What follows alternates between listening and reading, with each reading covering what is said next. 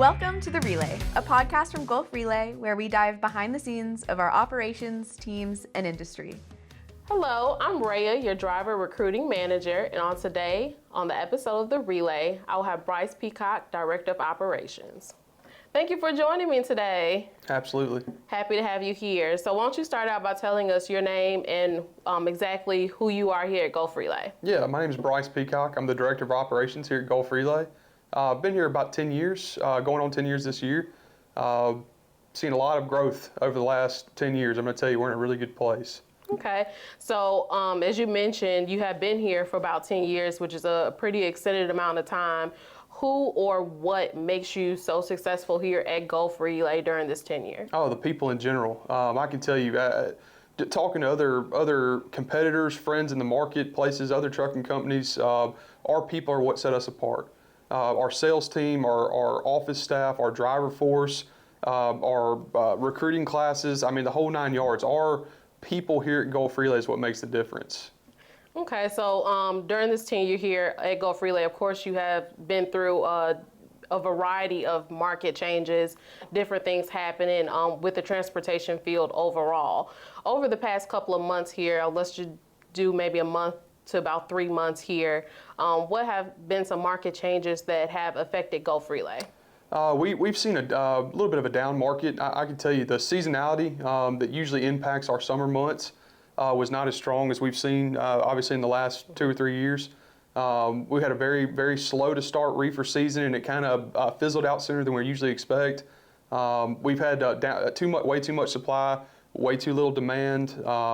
I can tell you people aren't buying. It's been rough in the market, but we're starting to see some promising things. I mean, I can tell you for anybody that hasn't heard about the yellow freight shutdown, that's going to expose some LTL freight out into the market that wasn't there in the past. A lot of your LTL carriers that were, hey, we've got 20 extra trucks that don't have freight because demand's down. They were going out into the market and trying to find additional loads. Well, with yellow freight shutting down, you're going to fill up. I mean, they were 15 to 20% of the market share of LTL. So you're going to fill up a big group of LTL carriers with additional freight pretty quickly, right? When that happens, they no longer have their additional capacity out in the market, and we're hoping that that'll bleed over into the spot market. That our customers will start getting tender rejections from other carriers, other brokers, because they're chasing higher dollar freight, right? That's what we're hoping for, right? So then they start to tender down to us. The spot market comes up a little bit, and hopefully it'll bring the market up into a better place. One of the things that we're dealing with right now that's a challenge in the market is fuel prices, right? There's no really way to gauge your fuel prices and where they're going to go and how they're going to stick. So we hedged fuel in 2022. It worked very, very well. We hedged fuel in 23, and then the fuel market dipped way down, right? Really good for the carrier base. They needed it. Honest to God, with the rates on a steady decline, fuel coming down as well helped tremendously. Well, now in the past 4 or 5 weeks, fuel has started to spike back up, okay? So that's something that we have zero control over. The good thing is that us as a larger carrier, we have discounts at the fuel pumps. We've got customers that pay us fuel surcharges and things of that nature.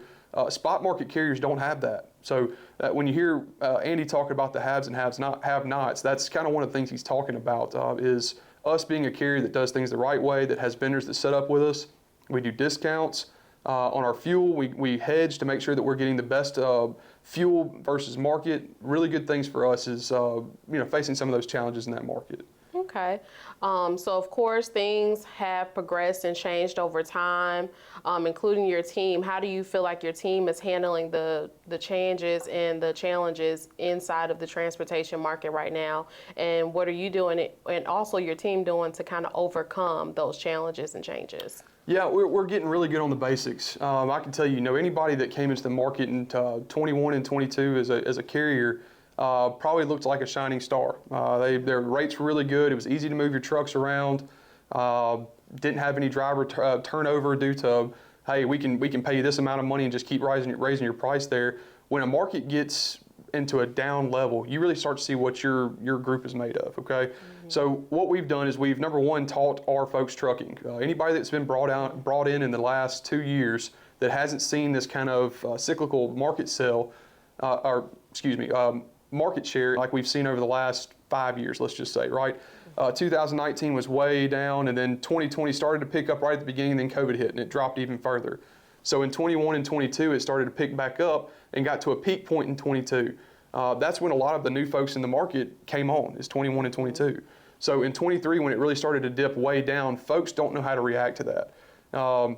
The first thing that you're going to see carriers do is try to go and chase miles, okay? That's not always the smartest play. Now, don't get me wrong, if you've got a good rate per mile and you've got a good length of haul on it, run it.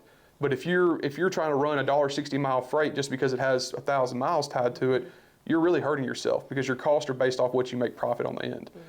Fuel's high. You don't want to run long miles when it's fuel's high, and that's what we're trying to do right now is make sure that we're, number one, linking our drivers up with better utilization with loads, making sure that our customer base knows that we're here and available, keeping in constant contact with them, and overutilizing our trailers and equipment. That is something that a lot of carriers in the market right now don't have the advantage of is drop equipment. Okay, we've got customers spread out across our entire network that give us the ability to move, drop, hook, pull any time of the night. That is a huge game changer right now. Yeah, absolutely. So of course, there's still drivers, still people that have careers that are thinking about coming into the transportation field, people that are trying to still get their CDLA. What advice do you have for people who are now coming into the transportation field? Get in and learn. Right now is the best time to get in and learn on what a normal trucking market feels like. It's a little down right now, and if you get in at this point in time and come in and learn the trade and make some decent money, when it does pick up and it swings towards the higher end, you're in a better position for a possible lease purchase option. You'll kind of get an idea of what you really want to do in your career quicker in this type of market. When you come in markets like 21 and 22, everything looks good, right? Teams looks good, OTR looks good, regional looks good, local looks good, owner-operator looks good. Everything looks like a winner. When you see a down market, you can kind of see where you really want to be in a trucking industry. Do you need to be a local driver? Do you need to be home every night? Do you need to be a regional driver where you're through the house at least once or twice a week? Or do you need to be an OTR driver because the money's that much better and get out on the road and go? Right now is the time to get in and get with a carrier because honestly, you're going to see what a down freight market feels like, and that'll give you a better feel for what you can expect on the good side of things, okay? If you're making the miles with that carrier when they're down, what could you do when they're up? When their freight's up, their freight numbers are up. That is a huge telltale sign. Thirdly is I'm going to tell you, as we start to see the smaller carriers, the folks that came from overseas, the folks that came into the trucking industry just out of nowhere, trying to become a gold rush trucker, I can tell you they're going to bow out very quickly. Getting with a company somewhere that has a good freight network, you'll truly see what logistics is. Absolutely, absolutely. Very good answer there. Well, I appreciate you coming in and being here with the relay on today. I hope you guys have a great week. Appreciate it. Thank you. Thank you. See you folks.